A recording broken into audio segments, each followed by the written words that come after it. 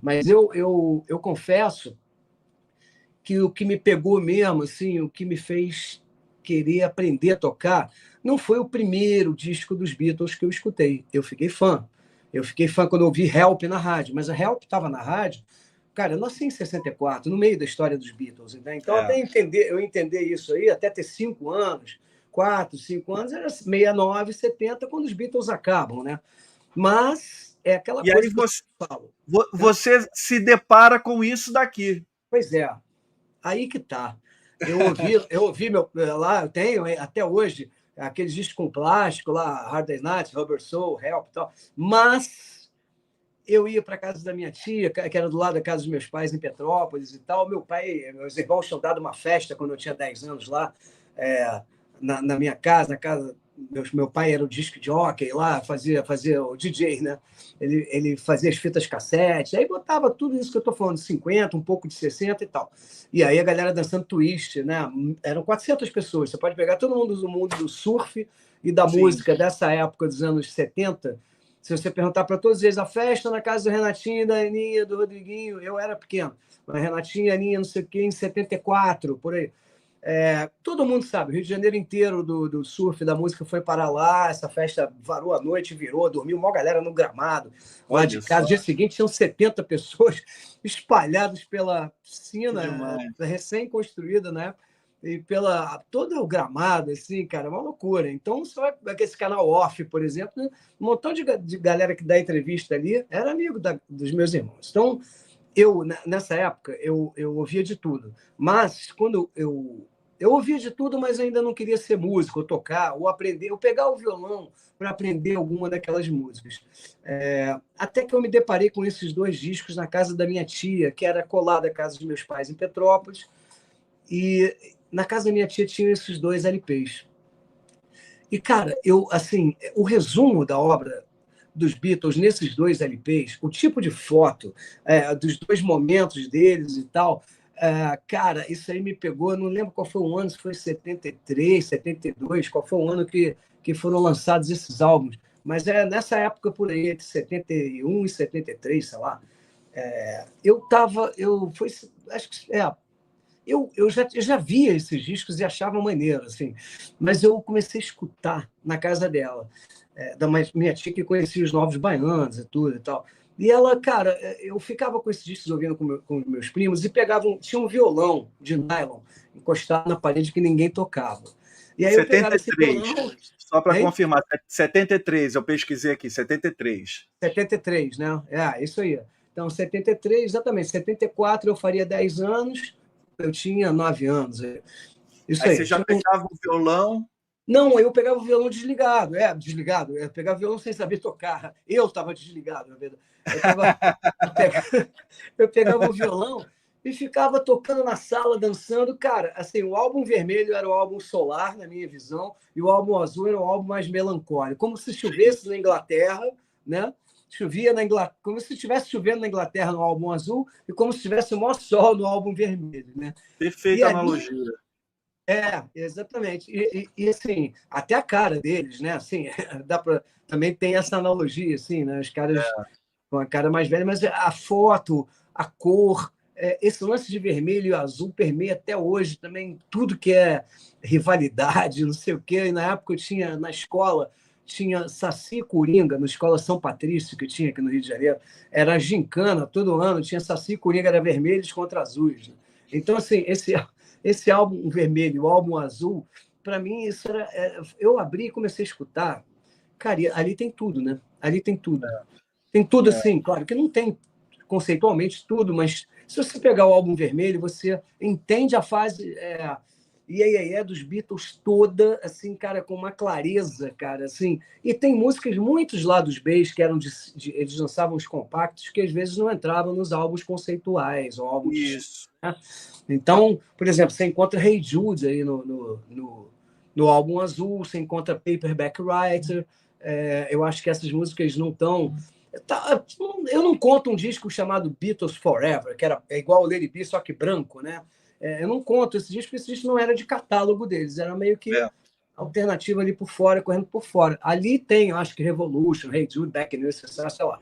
Mas o álbum Azul tinha muita coisa que não tinha nos discos de catálogo deles que eu já escutava e já tinha.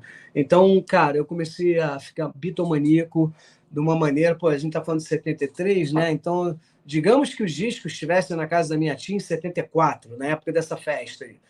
Digamos que eu tenha escutado em 74 e começado a pedir. Aí eu começo a pedir um violão de presente para começar a Demais. tocar Love Me Do, Please Please Me, 8 Days a Week, Can't Buy Me Love, I Wanna Hold Your Hands, From Me to You, All My Loving. Então, esse disco, e assim, eu começo a ficar fascinado por Beatles e o que é mais ou menos como eu descobri Tintin e Asterix. Quando eu nasci já tinham sido lançados vários, talvez quase 70 ou 80% da obra do Asterix, assim, antes de morrer, né? Um deles que fazia os roteiros até, que acho que era o Goscinny ou o Uderzo, não lembro agora. Morreu, acho que o desenhista era o Goscinny, né? E morreu o Não, Uderzo. não vou saber te falar, Eu mas também. O Hergé também já Enfim, era uma época que eu fui descobrindo a minha vida de desenhista que eu tinha na época, antes de tocar violão. Eu desenhava, fazia história em quadrinhos, fazia tudo e tal, e fui chamado para ir para a Itália, um chargista italiano que já viu no meu traço para entrar para a equipe dele. O cara era conhecidão lá fora, na Itália e tal. Mas eu era muito pequeno, não queria ir, não me entusiasmei, continuei desenhando capas de Tintin, Asterix inteiros até a página 62, que era. Eu estou começando a comprar umas coisas interessantes. Cada vez que eu vou que para massa. um país, eu compro na língua que está lá em inglês. Sim, O Asterix, Tintin, comprei agora também. Tem pô, box, demais. 3 livros juntos e tal. Então, assim, estou querendo fazer uma mini coleção, de novo, tudo completo, dessas coisas que a gente está falando aqui. Pô, E demais. os Beatles estão nessas. Eu mandei vir novos álbuns desses. Agora estão chegando amanhã, o álbum vermelho e o álbum azul, que eu tenho que estar arranhado, não dá para escutar mais. E meus filhos, quando eu vou para lá para fora, eles me pedem LPs agora. Eles me pedem, vou lá na Rough É, Trade e já compro LPs de bandas olha, novas que depois eu vou ver show com eles lá e falo, caraca, que show maravilhoso do Quadeca, que show maravilhoso do o Kamasi Washington, que a gente viu em Londres agora com o meu filho mais velho, levou a gente e tal. Então, assim, demais. isso é legal, assim, mesmo não sendo, eles não sendo. Meu filho virou advogado, toca tudo, mas virou advogado. Mais velho, mais Aham. novo, está fazendo design na PUC, mas fez matemática um ano no fundão, está com 18 anos, tá agora Mas ouve. design e só pede, ele entende tudo. Ele sabe tudo de todas as bandas, sabe a história, por que a vocalista parou e a outras duas continuam, ele sabe tudo de todos os discos. E Demais. isso é interessante, porque eu falei, cara, os Beatles me ofereceram, com esses 2 álbuns, tudo que eu precisava na minha vida. Foi assim, tem a fase pop, tem a fase psicodélica. Eu era já uma mistura dessas duas vertentes, solar e nublado. Assim, Ah, noite e dia. Era Beatles isso. é sensacional. E deixa eu te perguntar, o quanto o Paul McCartney, como baixista e compositor, influenciou tua maneira de tocar e compor? Se influenciou. Influenciou muito e talvez seja meu primeiro ídolo no baixo. Assim, por isso escolhi também esses discos. Esses discos eu escolhi por vários motivos. As harmonias vocais dos Beatles, que tá muito completo no álbum Vermelho e Azul, né? De maneiras assim, Sim, Because, aí você pega Because, pega, sei lá, você pega tudo que tem dos Beatles tem é, harmonias vocais. As composições do álbum Vermelho e do álbum Azul são diferentes, e você pega Here Comes the Sun, já pega Revolution, né? Assim, o Paul McCartney, quando eu escutei a primeira vez, foi o primeiro baixo que eu toquei na minha vida, só que com uma guitarra, que eu não tinha baixo ainda. Eu já tinha aprendido violão, não tinha um baixo, e montei uma banda na minha rua. E essa banda, a gente foi ensaiar na casa do batera, e eu não tinha um baixo, mas o guitarrista tinha 2 guitarras. Então eu peguei a guitarra, outra guitarra, que seria nos discos dos Beatles, guitarra lead, guitarra rhythm em guitarra lead, né? Que era lead era é, o George Harrison, rhythm era o John Lennon, né? John Lennon. E aí eu fiz o I Saw Her Standing There. Tocamos essa música e eu já cantava. E eu já tinha começado a aprender violão. Então, e aí vai entrar um outro disco depois disso aí do violão que eu estou falando, Vai. tá? Mas sim. a gente precisava começar com Beatles, porque eu estou indo para a Inglaterra todo ano quase, e Pois eu é. virei um bitomaníaco na volta agora da Inglaterra em 2025. Você falou isso, né? Que já gostava, mas quando voltou da Inglaterra passou a curtir mais, né? Eles Cara, são foi foda, cara. fantástico, fantástico. Eu fui em 2005, 2006, 2022, 2024 e agora 2025 gravar um álbum inteiro em Abbey Road, que não saiu ainda. Fazer um show no Cavern Club, fazer um show em Londres e pegar aquele Medical Rock Tour com o ônibus Medical Mystery Tour e tal. E isso foi... Não, e eu revivi, assim... Não sei o que aconteceu. Dessa vez eu fiquei pesquisando, eu já tinha entrado em Abbey Road, já tinha gravado em Abbey Road, mas dessa vez foi diferente. A gente gravou em quinteto, tocou. Cara, foi super legal com o Christian Owens na batera, que tocou no disco do Cazuza, O Tempo Não Para. Com o Ricardo Bacelar, né, do Hanoi. Os dois já tiveram aqui no Pitadas, os dois. Dois queridaços, a gente montou uma turma maravilhosa. Eu, o Ricardo Palmeiro, o Nani Dias, o front, com eles dois. Então, assim, cara, ficou uma viagem em família, todo mundo em família, andando por Londres e Liverpool, por lugares que às vezes a gente até já passou, mas quando você passa de novo numa vibe muito boa, como era o caso, cara, você começa a... Cara, eu vou no Sorro de novo. Eu vou você na Carne percebe outras cores, outros Outras cheiros. coisas. A gente foi em Camden, cara, de novo. E, cara, em Camden eu não queria nem sair mais dali e tal. Aí fizemos foto com a estátua da Amy Winehouse. Aliás, quando a gente gravou no Metrópolis ano passado, foi o estúdio que a Amy gravou o Black to Black, né? Mas ela, com Abbey Road, a história agora é outra. Mas a gente foi em Camden, acabou fazendo... Aí encontra um cara que conhece tudo de rock and roll, que a gente o Nani tira uma foto dele na estátua do Amy, aí ele pergunta se pode tirar a nossa foto com a turma toda. Aí tira. Que demais. Tira foto da gente, depois, por acaso, a gente foi almoçar no pub dela, pub que ela ia, né? Aí frequentava, entra o cara, e o cara era um fotógrafo, e já tinha feito 4.000 shows, sei lá quando, ele viajava pelo mundo, ele era alemão, acho. E a gente ficou amigo dele assim muito rápido, ele parou na nossa mesa de novo, ali, quando a gente acabou de encontrar ele lá, virou um cara muito fácil de amizade. Então, foi acontecendo tanta coisa, a gente não parou, imagina, foram 6 dias e meio. 6 dias e meio, onde rola o show no Cavern Club, 2 dias em Liverpool, uma noite no Hotel Hard Day's Night, um ônibus médico, eu parando na casa do Paul, do George e do John, que a gente não tinha parado ainda com um ônibus tocando Beatles. Um ônibus médico tocando Beatles, a gente não tinha feito isso ainda. E, cara, e assim, nós todos, assim, o Ricardo Palmeira não tinha ido ainda para lá, nem para Liverpool. Então, cara, Liverpool, tem um museu Beatle do lado do Cavern Club, que não tinha na última vez que eu fui. Esse museu Beatle é lindo, é feito pela, acho que irmã do Pete Best, uma coisa assim que deu, ou o Pete Best deu também. Cara, cada andar é uma... O primeiro andar é sei lá, da década de 62 a 65. Segundo andar é 65 a 67, sei lá, e o último andar... Cara, é sensacional. Foi o melhor museu Beatle que eu fui, melhor do que o oficial. Sim, museu Beatle oficial, que tem o piano. Porque o piano do Lennon eu descobri que ele está dentro de Strawberry Fields. Quando eu fui em 2022, a gente entrou e fez um show no restaurante de Strawberry Fields. O portão de Strawberry Fields vermelho, ele não é o oficial. O oficial está lá dentro de um gramado, no meio do nada, do asilo, né? Strawberry Fields. Fica lá no meio de uma floresta, um gramado, tem um portão original. Você para ali, tira foto. Não sabia. E o piano, e tem uma sala dentro do restaurante, que tem uma loja, que a gente levou um som, 5 músicas acústicas, assim. Aí um cara fala para mim, pô, você já viu essa sala aí? A gente já ia até meio que ir embora, tinha feito compras e tudo. Aí, cara, ele abriu a sala, eu entrei, cara, era meio que um museu, uma sala só. E aí tinha o piano do Lennon ali dentro de um vidro. E eu achava que o piano era o piano branco do museu que eu tinha ido, o Museu Beatles. Que até você senta, toca, mas esse não. Esse era dentro de um vidro. E, cara, caramba, então, assim, dessa vez a gente aproveitou muito mesmo. E aí eu voltei, eu vi muito especial antes de ir para lá dessa vez, li coisas.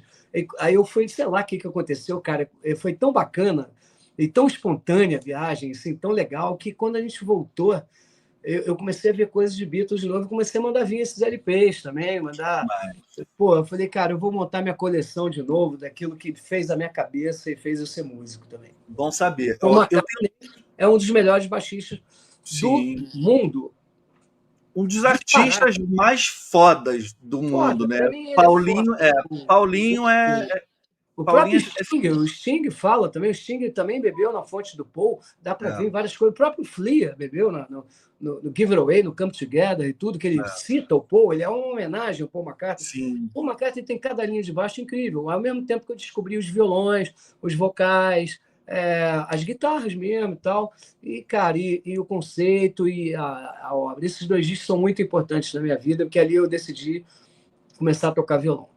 Demais. Para você que é fã de Beatles, assim como eu e assim como o Rodrigo, e não conhece as segundas-feiras do canal Pitadas do Sal, saiba que a gente tem mais de 200 lives só sobre Beatles. A segunda-feira no Pitadas do Sal é conhecido como Segunda Beatles.